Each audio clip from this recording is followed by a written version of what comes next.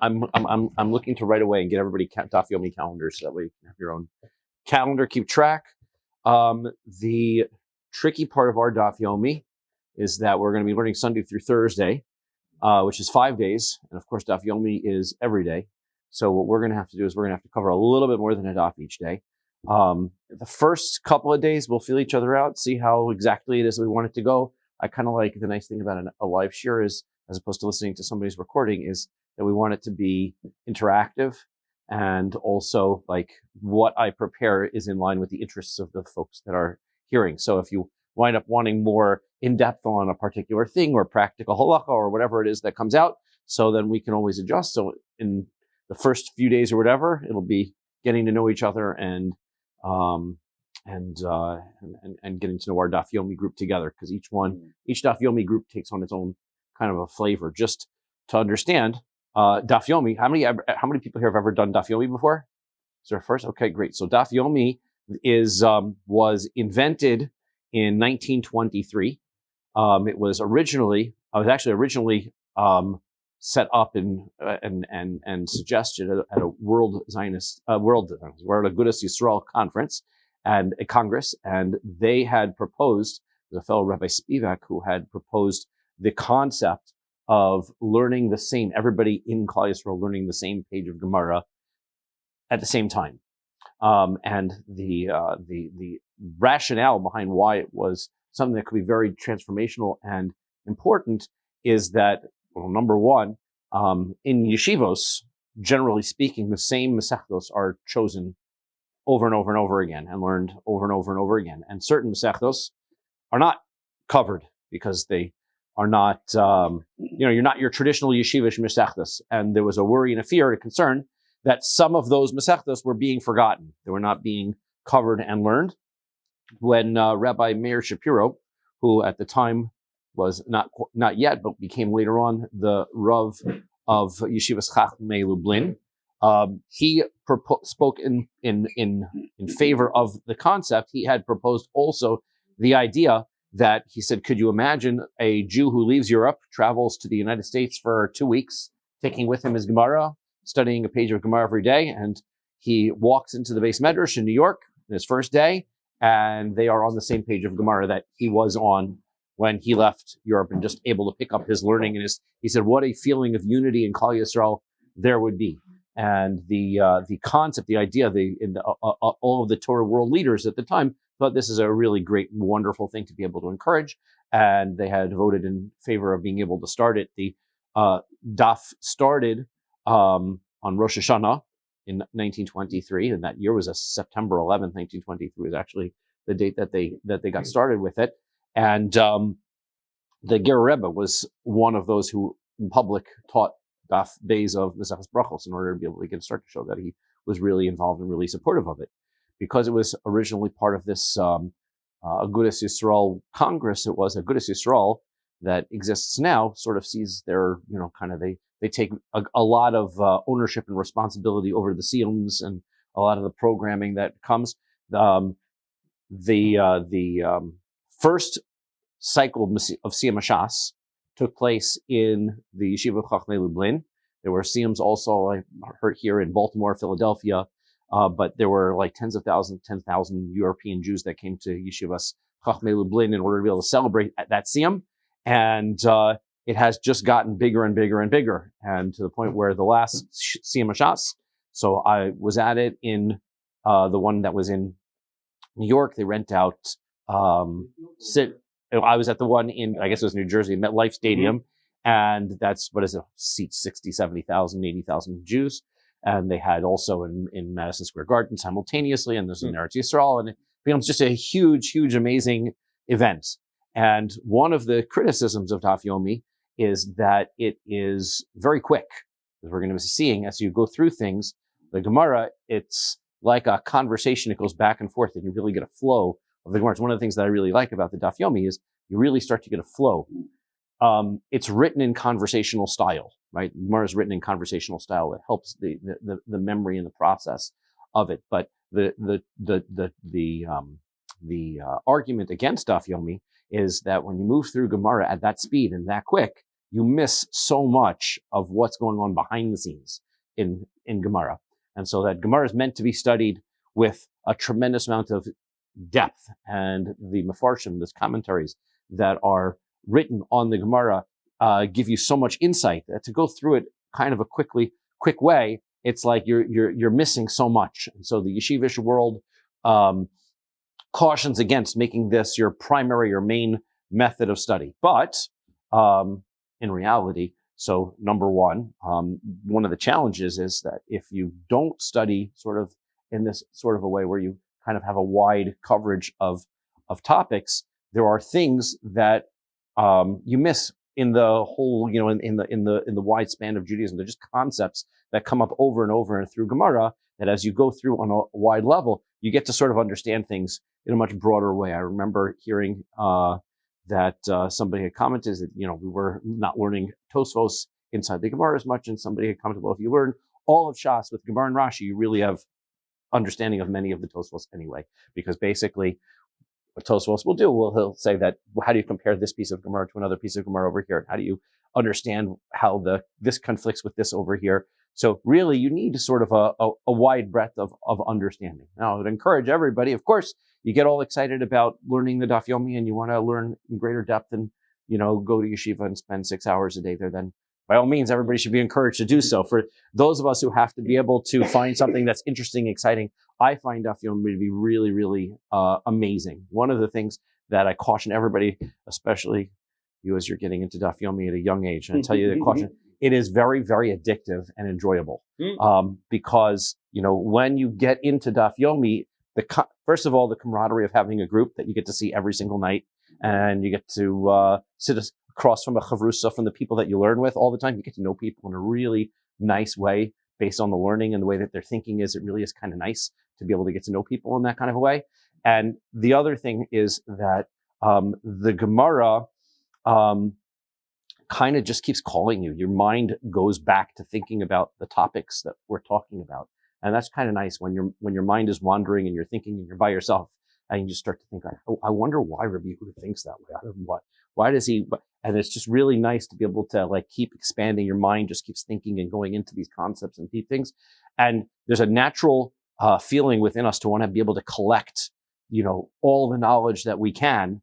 And sort of because the Gemara covers, it's an essential core text for everything in halacha.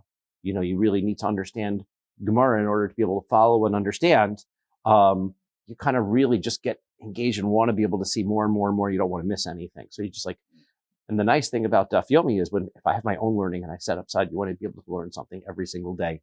Daf Yomi moves on if you miss it, right? So you can't just I'll just take a vacation and, come back 2 weeks later and just open my book and pick up where I was when I left off. Daf Yomi goes on whether you're with it or you're not. So keep pushing you to be able to make sure that you keep pushing yourself to be able to keep it. I can't take a vacation. I got to keep on with it. I got to keep pushing on with it. So I hope everybody else gets as excited and interested in it as I am.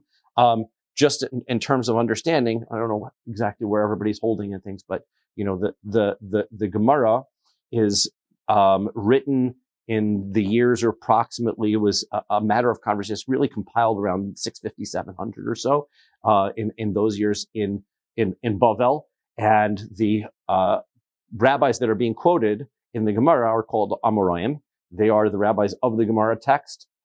They lived in a period somewhere between 300 and 700, and there's this whole span of generations that, so not everybody who's in the Gemara lived at the exact same time as everybody else, but we'll try to speak out as we have conversations, who was a contemporary of who, and who's, who knows who in the Gemara, and whose Rebbe was whose, and how their relationships are. Before the Gemara, there was Mishnah. The Mishnah was written by Rabbi Yehuda Hanasi. Rabbi Yehuda Hanasi had compiled notes before Rabbi Yehuda Hanasi. None of the oral traditions of understanding of the Torah were being written down. Everything was transmitted orally from teacher to student. And so even though people had their own individual notes, the actual texts of having one text that was definitive and outlined exactly what Torah Shabbal Peh, the oral law, was, it didn't exist. So Rabbi Yehuda Hanasi had decided that during the times of the Mishnah. The Beis HaMikdash was destroyed during the times of the Mishnah, as the Mishnah was written up until the 2nd century or thereabouts. You still have rabbis that were alive during the end of the first century, beginning of the 2nd century. So those rabbis that were alive during, the destruction of the Beis HaMikdash lived during the Mishnah times. There are Mishnayos that talk about the circumstances, situations that were existing during the times of the destruction of the Beis HaMikdash. The Jews were spreading into a diaspora. There was no central location. The Beis Din was, the Sanhedrin was being eliminated. The Beis Din was being eliminated. There was persecution, and there was a fear that Jewish people would forget Torah, right? They lost Eretz Yisrael. There was a fear all the Jewish people had left was the Torah. And so to be able to keep a single text, an authentic text, Rabbi Yehuda Hanasi was given the authority to be able to write down the Mishnayos. That text of the Mishnah became the authentic version of Torah Sheba'al Peh. However, when he wrote it, it was his intention to write it cryptically and difficult to understand, with most of everything that is supposed to be understood from the Mishnayos missing. And the intent was that if you learn a Mishnah, you need your Rebbe in order to be able to explain to you what's going on behind the scenes. So the Mishnayos are difficult. They seem very simple. They're written in simple Hebrew. They were written in that sort of a style because they're meant to memorize. Because again, even though they're written down, it's still Torah Sheba'al Peh, it's the oral traditions. Before Rabbi Yehuda Hanasi and the Mishnayos, all of these traditions were all given orally. And remember, during the second Beis HaMikdash, all of these transmissions, all of these conversations, the Pirkei Avos, all of these rabbis, that's where the disputes in halacha started. Because before the first Beis HaMikdash, during the time between the first Beis HaMikdash, second Beis HaMikdash, and back into the first Beis HaMikdash, there were prophets.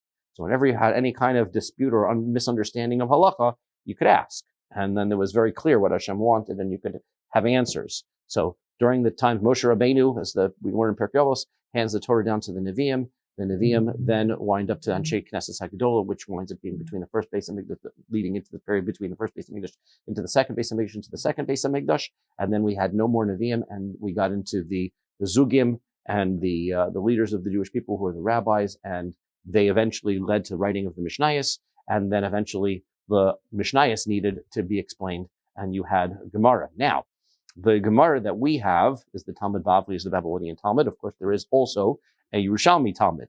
During the period after the destruction of the Beis HaMikdash, there were two main areas that the Jewish people were exiled to. They were exiled to Babylonia, and they were exiled, and there were those that stayed and remained in Eretz Yisrael, mainly towards the northern portion of Eretz Yisrael, but there were rabbis that still remained in the northern part of Eretz Yisrael. It was unclear to those that were living at the time which was the more important and the bigger part of the community. The rabbis who lived in Yerushalayim wrote a Talmud called the Talmud Yerushalmi, and that was sort of put together around the year 500 or so, and that was started the interpretation of the Mishnayos. The Bavli comes later, and it's considered to be the more authoritative between the two, because all of the opinions and the things that were in the Yerushalmi, the rabbis who were in the later Amoraim of the Bavli were aware of everything that was going on. Okay, so that's the introduction. That's what we're heading into. We're starting with Kuf Lamed Tes Amud Beis. Today's daf in Daf Yomi is Kuf Lamed Tes, so we're going to start and get ourselves a little bit ahead of the game. Start with Kuf Lamed Tes Amud Beis and work our way through. We start with the beginning of the parak with a Mishnah. As we're going to learn the Gemara starts with a Mishnah and then an interpretation of the Gemara.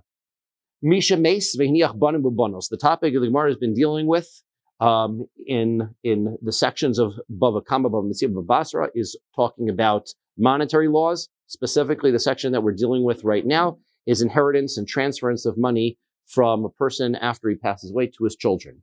So this parak continues on with that topic.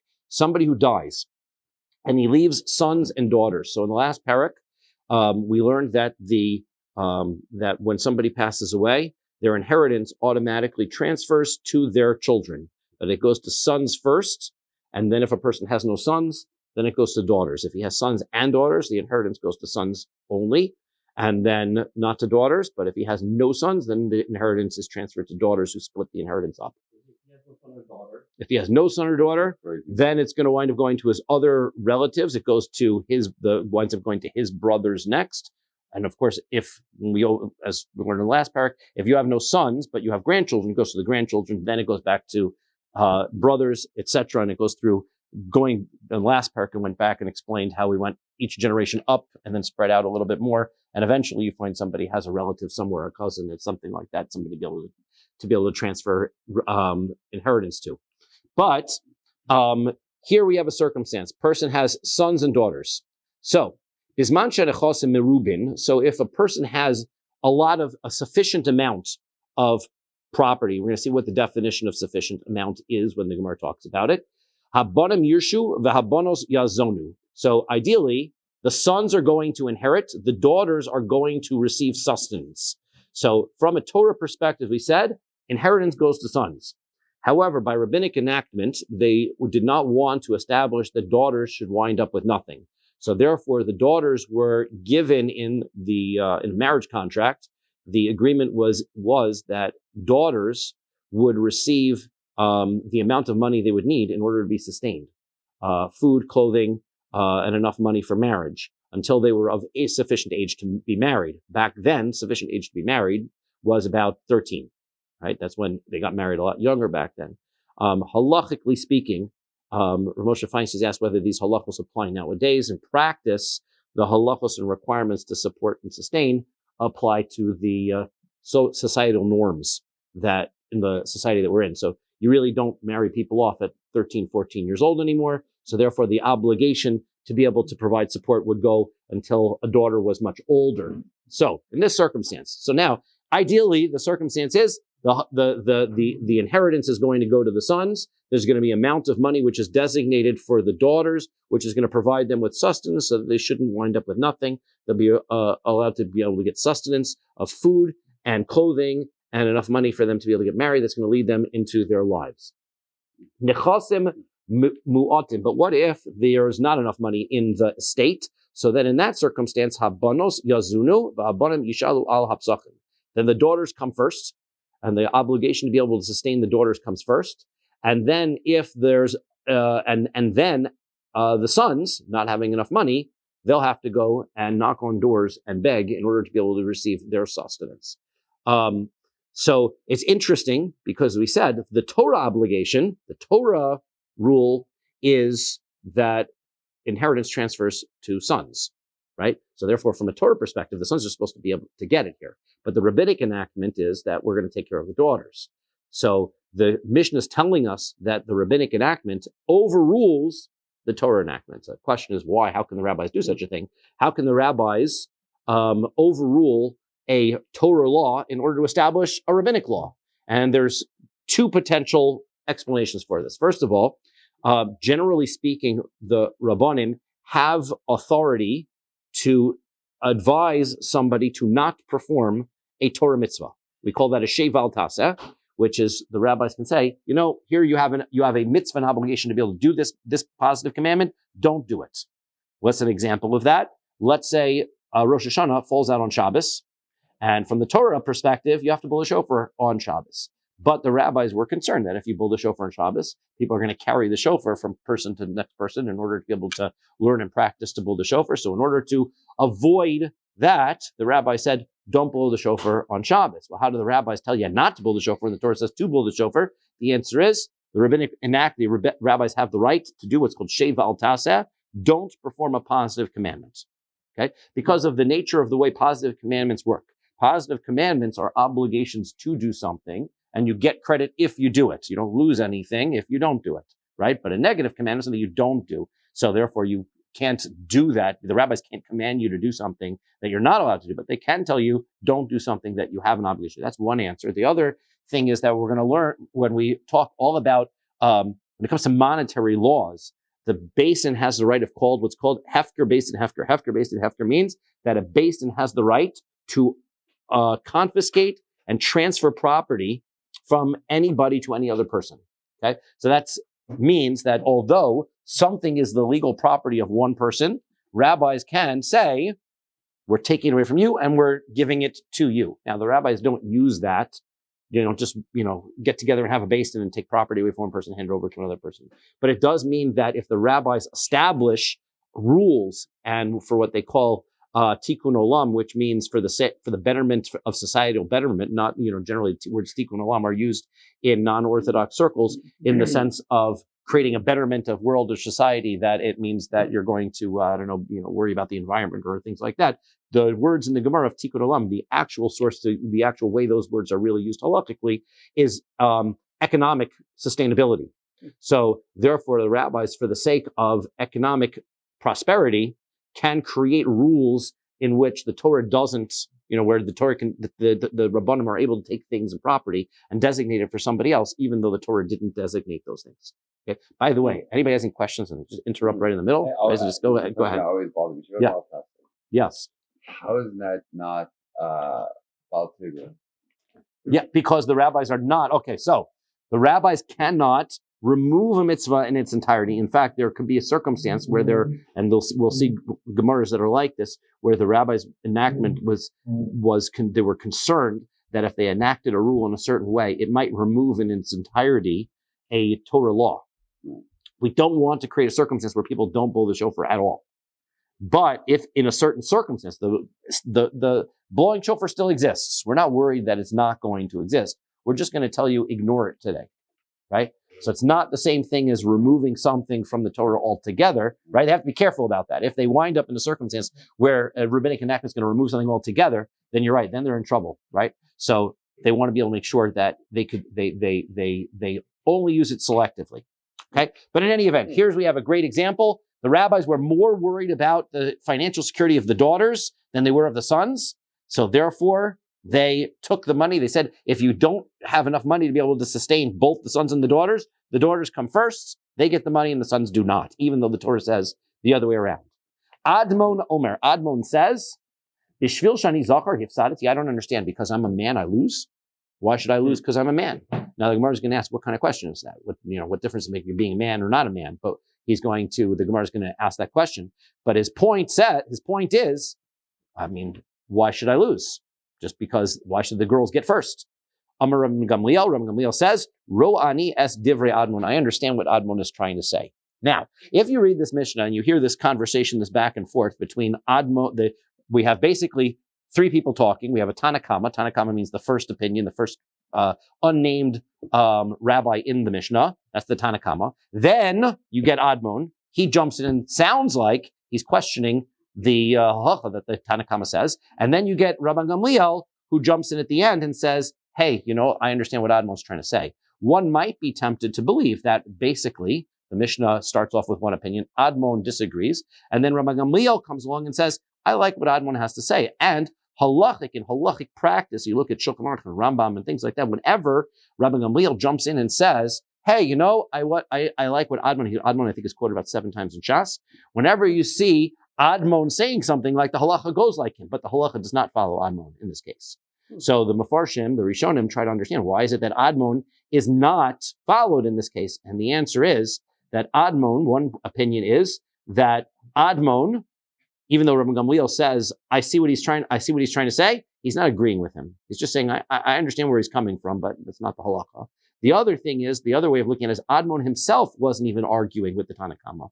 He's just pointing out, hey, you know what? This is a really strange halacha. Why here you have a circumstance where the Torah says one thing, and now because I'm a man, I lose. Something seems off on there. And Rabbi Gamliel says, Admon also, he has a great point, but that is not, in fact, the halacha. Nobody agrees with that. Just in practice, nobody agrees with Admon's concern, and that the practice does follow the Tanakama of the Mishnah. Okay. Where do we get them from? So the Beis Shammai and Beis Hillel are zugim, are pairs, and they are during the times of the Mishnah. And so we'll see their positions come up in Mishnayos. Am I wrong? So according to this is where we have machlokas.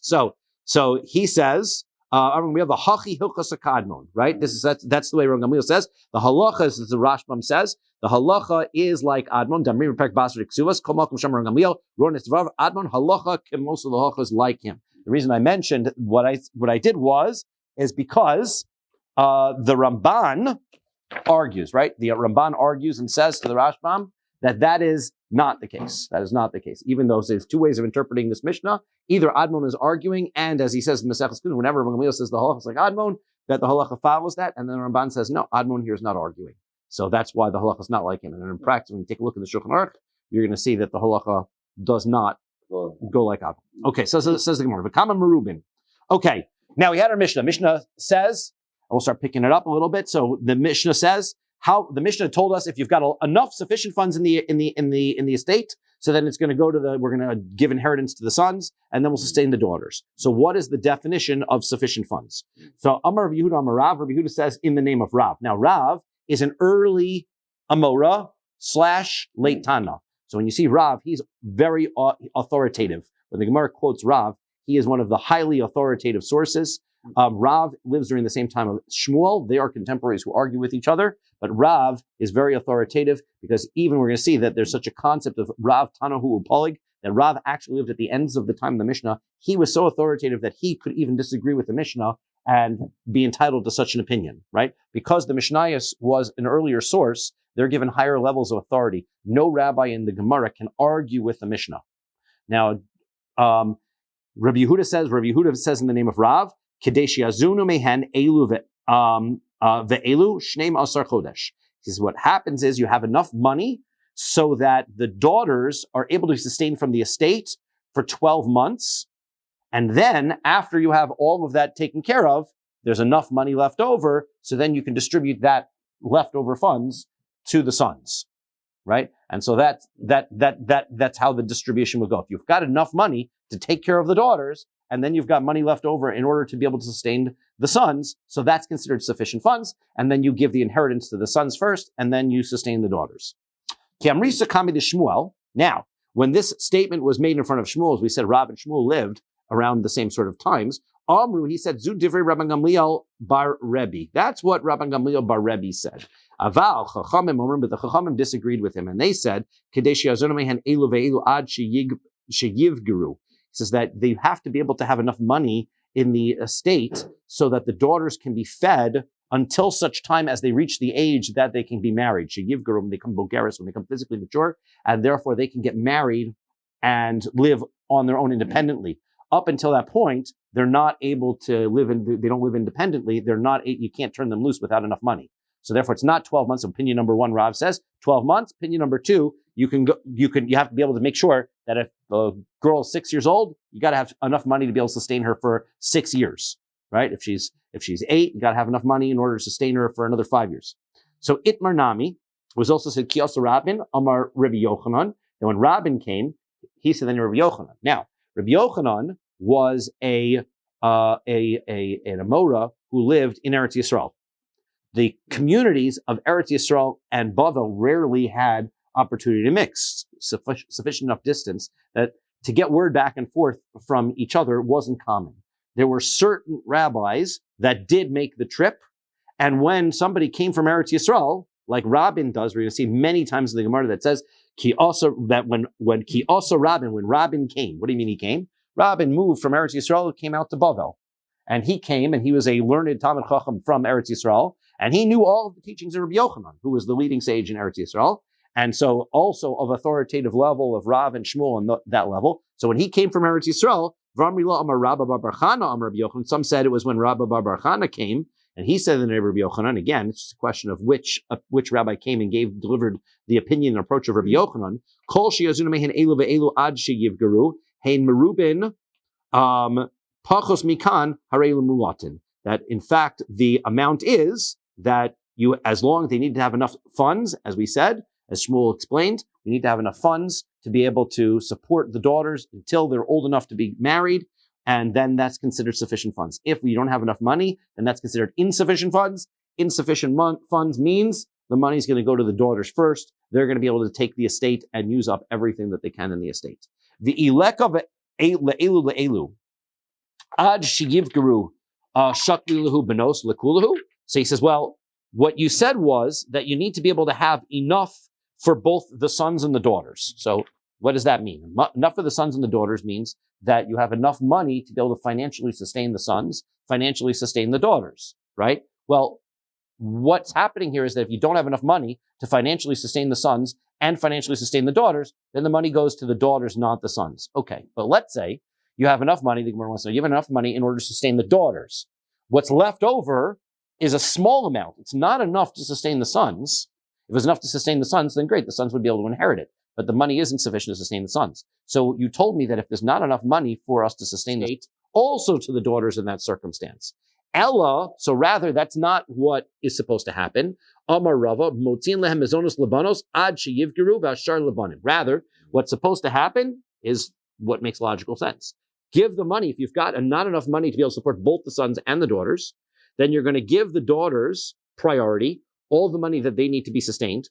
Whatever is left in the limited amount in the estate, that's going to go to the sons. They're going to eventually run out of funds, and they're going to eventually have to go to work or beg or whatever it is that they need to do in order to sustain themselves. But they do get whatever's left over. The daughters don't get to keep above and beyond the amount that is entitled to them.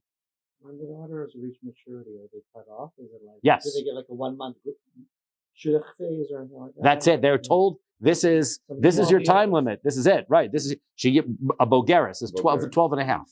Right? 12 and a half. Yeah. So they've got a little bit of time, but so if the shidduch scene is not looking that great, and then they're Now hopefully they have nice brothers, right? They have nice brothers and they can, be taken care of. Then that's it. Nobody's enforced. That's why we said that in those times, right? Nowadays, when people don't usually get married at 12 and a half, 13, so then that wouldn't be the halacha in practice now, right? Okay. So Pshita, now the Gemara moves on to the next phase of this. Okay, Pshita, what's obvious is Merubin Vinismatu. Let's say the estate had one value when the father passed away. And the estate at that point was sufficient to be able to qualify for the distribution to the sons and the daughters. That we said it was Merubin at that point. But the estate, let's say in most of the estates, most of the conversation we're talking about in the Gemara's time, real financial value was in terms of land. Property ownership is considered real asset. And we call that, when we talk about an estate, it's usually land. And when we talk about an asset that is based in money, we call that metaltalin. Metaltalin is movable objects. It's considered to have a much less, it's much less of a secure investment. So metaltalin, the gold standard back then wasn't gold. The gold standard was land, right? That's real property. And the reason why is it doesn't go anywhere. Right. So, but other monies and gold and silver and those things were considered movable objects. That's less so. But you can, because you're being able to hold on to land or property, you can have an estate that changes values. So let's say at the time that the father passes away, the estate was worth, enough money to be able to sustain everybody, but then the value of the estate went down. Now, that's simple. What's the halacha in that case? So what do you think? What should be the halacha, right? And the value of the estate went down. If the value went down, and there's only enough to sustain the daughters. Now there's only enough for the daughters, but at the beginning there was enough for everybody. You sustain the daughters. So the halacha is that the inheritance goes to the sons. Why? Because the moment of inheritance is when the father dies. Once that inheritance takes place, everything else that happens after that is just something that happens after that. That means at the moment that the father dies, there was enough money in the estate. That means that transference of ownership went to the sons. Now it's the son's property. Even though the value decreases after that, it's already the son's property. So you're just basically the son's property is diminishing in value. But you can't go back and take it away from the sons just because it devalued, right? It was enough value, so the sons had it. Okay, does that make sense? Mm-hmm. Right? Yeah. So it's Pshita, the Gemara considers it to be obvious that if it started at a high price, a high value, then the transference is complete. The value of the estate is transferred to the sons, and then the sons are supporting the daughters. They're giving the money over to the daughters. So that if the value of the estate goes down, the daughters are going to wind up with less money. And that's the way that it works. So it says, Pshita Merubin v'nismatu kvar zachu bahen yorshin. Then the heirs already have gotten it at the time of the transfers. That's it. That's a complete deal. Now the question is, muatin v'nisrabu mai. What if the estate originally had not enough funds and then it grows in value? What happens in that circumstance?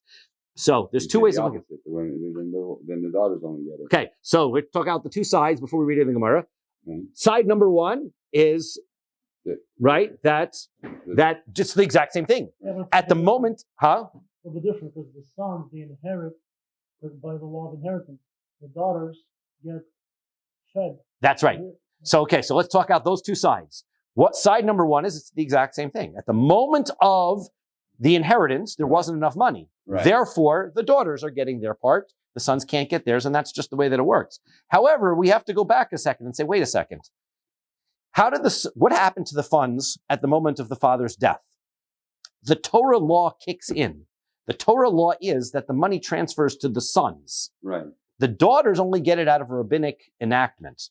So are the daughters, what does it mean that the daughters really get any funds? Are the daughters really getting funds? Or are they basically, the sons are getting the funds and the rabbis through decree are taking the funds away from the sons and handing it over to the daughters? Okay, so if that's the way that it works, we have what's called in the Gemara called Kinyan HaGuf and Kinyan HaPeiros. What's the difference between the two? I can own, in any land transaction, I can own something in two types of ways. Either I can actually own the object itself, or I can own the rights to the benefits of that object. What's it like? So we call this Guf versus Peiros. Imagine a tree. I can own this tree. Okay? Or I can own the rights to the fruit of the tree. So that whenever the tree grows dates, so the dates belong to me. But the tree really still belongs to the original owner. So that, let's say, for example, I could have those rights to the tree for 5 years or for a number of amount of time. Also, I can have rights to the tree without owning the tree, so that if the tree dies, I don't have rights to replant and make a new tree. I only had the rights to whatever grew from that tree, right? So we have these two concepts of what we call Kinyan HaGuf or Kinyan HaPeiros. And the Gemara in the last parak, there was a big argument back and forth whether real ownership gets transferred through Kinyan HaPeiros, when I really own only the property, the value of what comes from a property without the property itself. In this circumstance, right, it could very well be that the value, the items itself, the land itself, when the father dies, gets transferred to the sons. It's just that the rabbis gave the rights to use the estate to the daughters, but they never took the ownership away from the sons. So what difference in practice does that make? When they inherit a land that is of insufficient value, the sons really are the owners, but the rabbis are taking it away.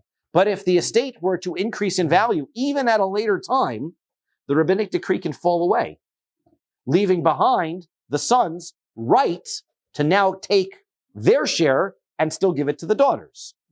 So that's going to be our machlokas here. What happens if the estate was small and now it increases and it increases in value? So here's the two ways of looking at it. Bershus Yorshin Kaimi, that really the heirs are the owners of the land. Hilkach Bershus Yorshin Shavuach. Therefore, when the value of the land increases, so it is increased in the ownership of the heirs, and therefore, when it increases past a certain level, they can now inherit and still give the amount that they have to the daughters. O Dilma, or perhaps Saluki Misalik Yorshin Mehacha, or perhaps the way the rabbinic decree worked was almost like a Hefker based in Hefker sort of a thing, right? Their transfer when there wasn't enough money in the estate, the rabbis actually took the estate ownership away from the sons and transferred that to the daughters. And now if it goes up in value, it's just the daughter's money going up in value and the sons have nothing to do with it. So what's the rule? Okay, so the Gemara will bring a proof using an introductory phrase, Toshma. Toshma means that come and listen, which means the Gemara is about to quote a Mishnah or a Brisa.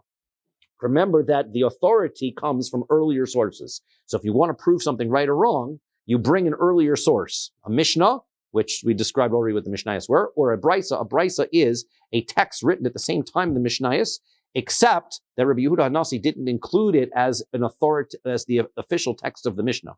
Oftentimes the Brisos are considered to have equal levels of authority, just that their transmission is not necessarily as reliable. We'll see that sometimes there are Brisos that their texts are not quite as well remembered or well documented. Also, they tend to provide greater context to Mishnayos. They're sometimes longer. For whatever reason, Rebbe chose this version, the version that we have in our Mishnah, because it was concise, it was simple, it was straightforward, and Brisos offer additional context. So Toshma, Damar Ravasi. Ravasi says on Rabbi Yochanan, Yesomim shekadmu umachru b'nechasim muatin, ma shemachru machru. Heirs who are the orphans, let's say the property gets transferred to them.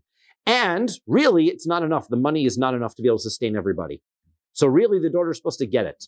But these sons, they decide that they're going to just take the estate and they make a rapid sale. Quick, first thing that they do before the daughters get it, they sell it. So is the sale valid or is the sale not valid? So says Rabbi Yochanan, if they do that, the sale is valid. Okay, well, let's analyze that. How can the sale be valid? Only a person who owns something can sell it. So it must be that despite the fact that the rabbis gave the money to the daughters, real ownership still belongs to the heirs. Therefore, it answers our question. Because it tells us that the real owners are the heirs, and therefore, even though they can't use it because the money is too little, if the money then goes up in value, then the rules are going to change, and then the heirs are going to be able to take the money and still have enough money to give over to the daughters. Okay. Yes.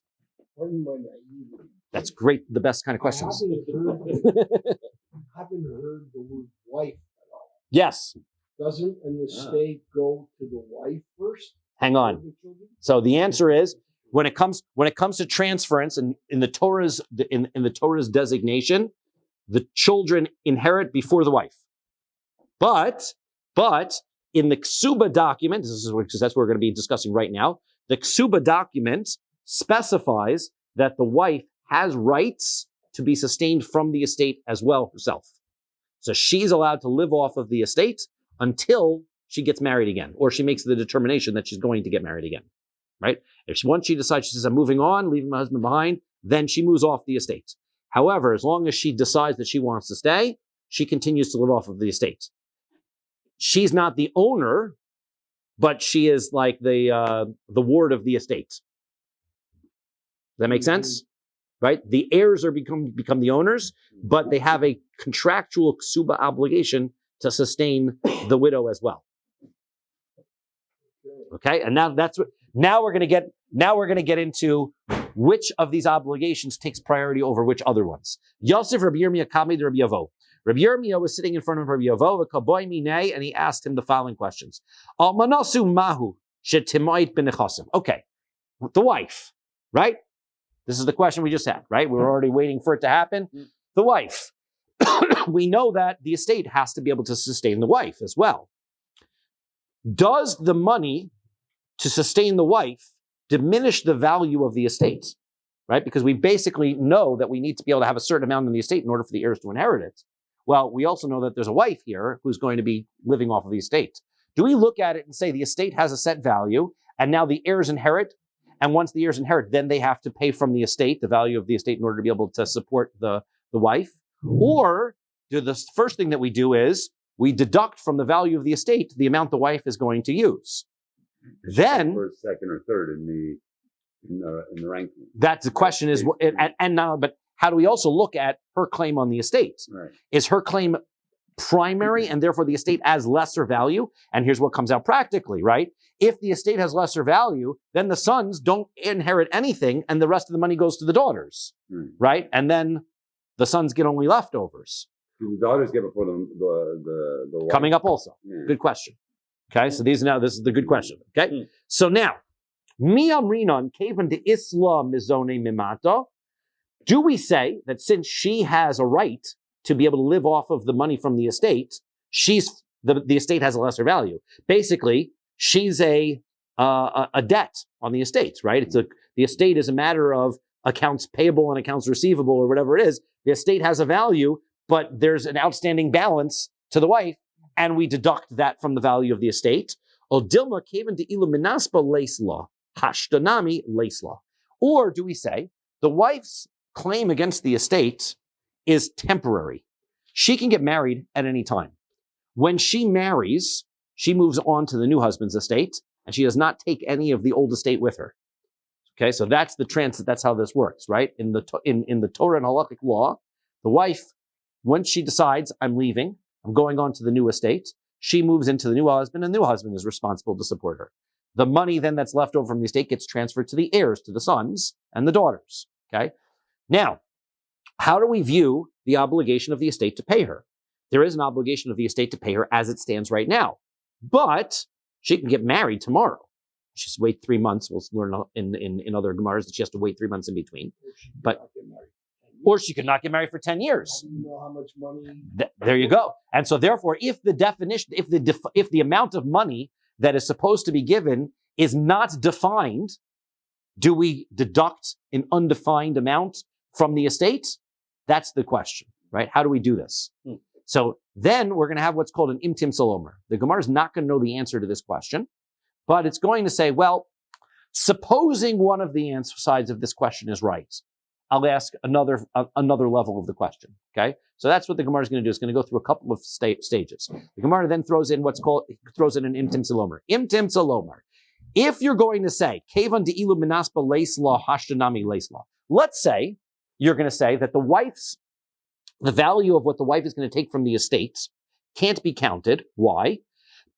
Because you don't know how long she's going to be here. She can get married at any time and walk out. So therefore, you can't count. She's not really a real debt on the estate. Okay? So now the question is going to be, can I come up with something that is a real debt on the estate?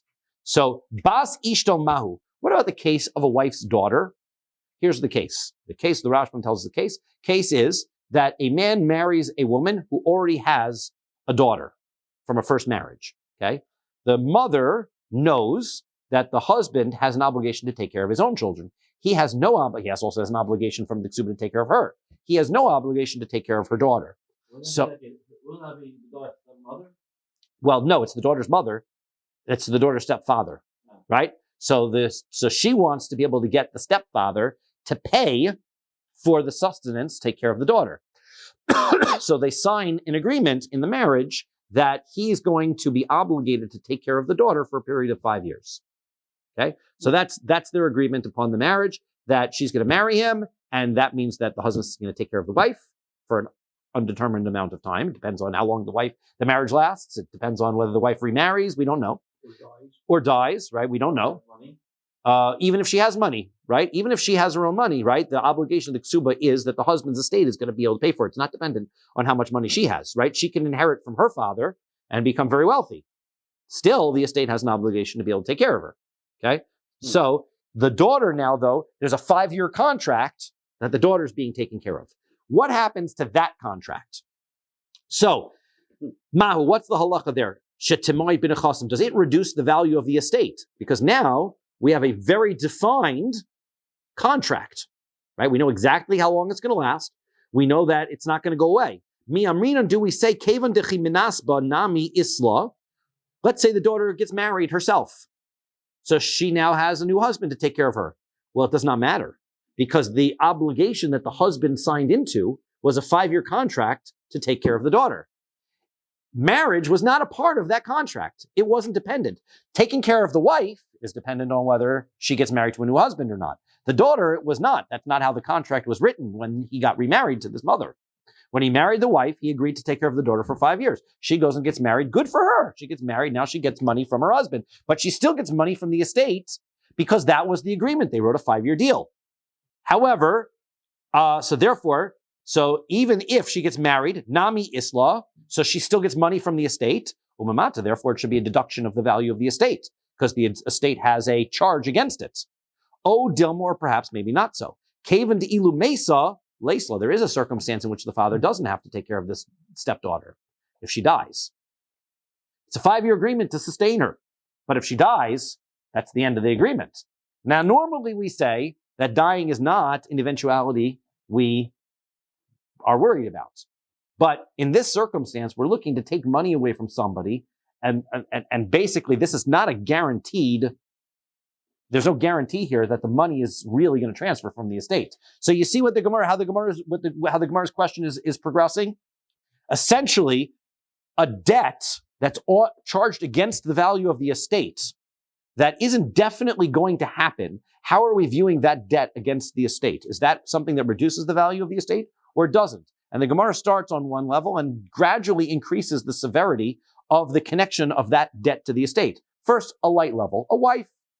Because why? Because she can always get married and walk off in a day, and that's almost likely to happen. What would it matter? Because you put the 5-year worth in the estate, Right. and if she does after a year, then the other 4 years worth gets split.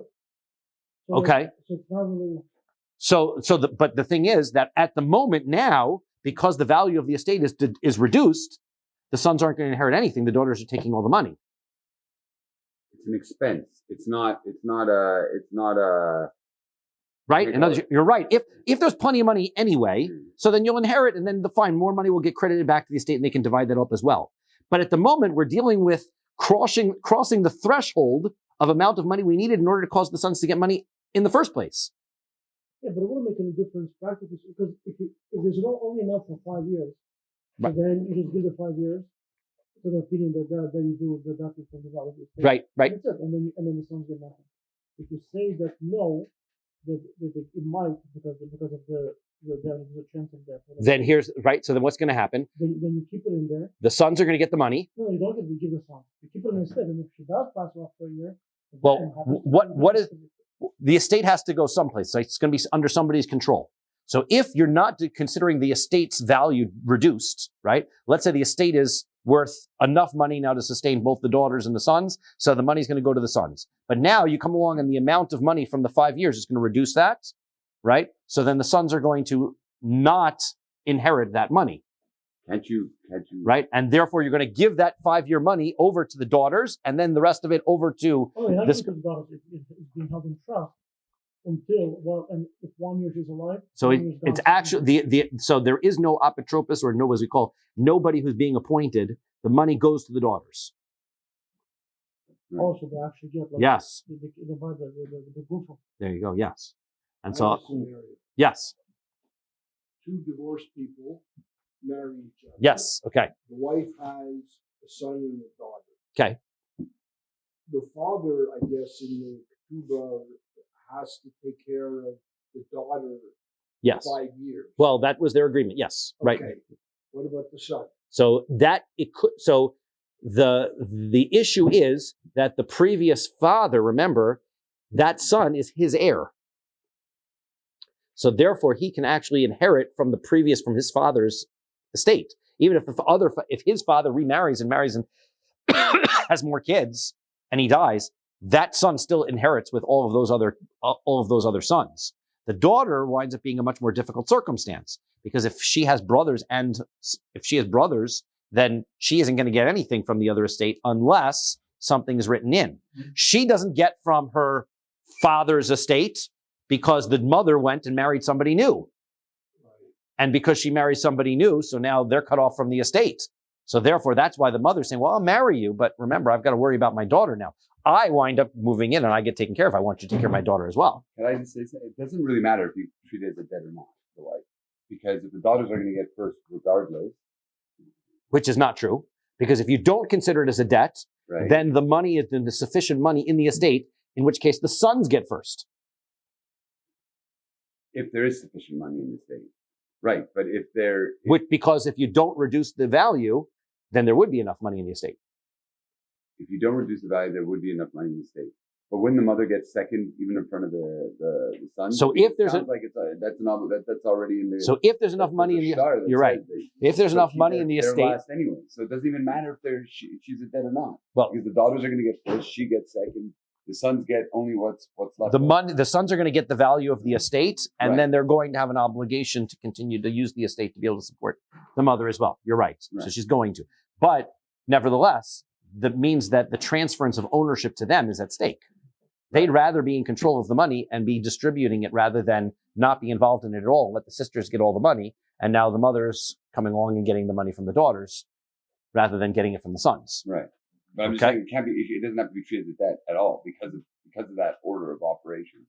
It doesn't seem to affect how it's going to be distributed. The mother has to, the wife is going to come and collect from somebody. Right. You're right. The wife has to collect from somebody. But what's at stake is who becomes the owner, right? Do the heirs become the owner or do the daughters become the owner? And the value of the mother's debt, or the second case was the daughter's debt, whether that reduces or not is very relevant in determining who she's collecting from. I was going to say, if the heirs don't get it, do the daughters have an obligation to take care of the mother? If the heirs don't get it, the daughter, we're going to actually see and have a conversation about it. The answer is yes. The daughters, no, but the daughters, but they come first. Right? In other words, if they have leftover funds, then yes, but they come first. So they're going to take care of themselves. They're not going to worry about the mother. Right. Okay, now, Im Tim Salomar, the second Im Tim Salomar, another one. Now, if you're going to say, Kavan de Ilu Mesa Lesla, let's say that the charge against the estate from the daughter, the 5-year contract, let's say that's not guaranteed either. We said it could be that the daughter will die and they won't have to pay any of it. Maybe that's not guaranteed either. So therefore, that's not going to reduce the value of the estate. Here's a case that really should reduce the value of the estate. Baal Chov Mahu, what happens if there is a person who the estate owes money to, a lender, and the estate owes money to? What about that case? Does that reduce the value of the estate? Why? Because even if the guy who they owe the money to dies, the money is still owed to that person's heirs, meaning that debt doesn't go anywhere. There's no way to get rid of that debt other than to pay it off. So therefore, that debt is very strong. So that for sure should reduce the value of the estate. Or maybe not. Or do we not look at expenses at all? If it's not collected, if it's not taken away from the estate still has the money. And until somebody comes and actually takes the money from the estate value is still there. So those are that's the 3-level questions. Now, so some learned the order of the questions in reverse, and then we're going to stop. So, first way is, do we start off with the strong thing of the loan value, of somebody's loan? Do we say that because that's very strong, that reduces the value? But bas ishto mahu, what would be the case of the daughter of a wife? Maybe that one doesn't reduce the value of the estate. And if that one doesn't reduce the value of the estate, almanoso mahu, what about the wife? What about, does that reduce the value of the estate?